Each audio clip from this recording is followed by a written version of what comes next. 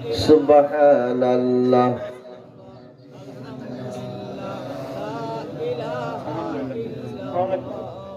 লা ইলাহা ইল্লাল্লাহ মুহাম্মাদুর রাসূলুল্লাহ।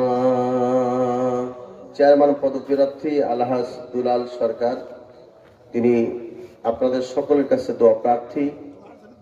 2000 টাকা দোয়া দিয়ে তিনি দোয়া চেয়েছেন। ওনার মা অসুস্থ, না মারা গেছেন। আব্বা মা দুজন হাজির ছিলেন, মা মারা গেছে। মার আত্মার শান্তির জন্য আমরা দোয়া চাই, আল্লাহ পাক তার মাকে জান্নাতুল ফিরদাউসের উচ্চ মাকাম দান করুন, বলুন আমিন। আমি আপনাদের সামনে আলোচনা করছিলাম, বিশ্ব নবীকে আল্লাহ নির্দেশ দিলেন রাতে রাতেই আপনাকে মক্কা ছাড়তে হবে। রাসূল করিম সাল্লাল্লাহু আলাইহি ওয়াসাল্লাম হযরত আবু বকর রাদিয়াল্লাহু তাআলা আনহু ঘরের দরজার সামনে এসে দরজা নক করেছেন।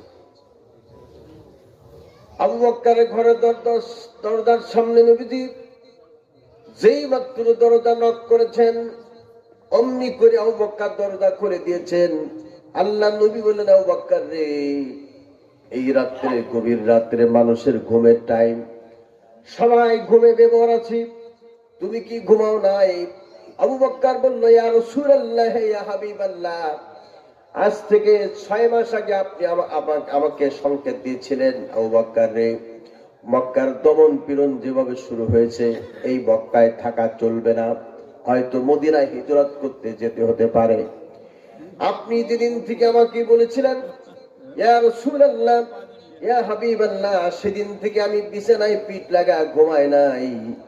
আমি সারা রাত দরজার সঙ্গে হেলান দিয়ে কোরআনে কারীম তিলাওয়াত করে আমি রাত পার করে দিয়েছি। আল্লাহ নবী বললেন, আবু বকর, এখন কি করতে হবে?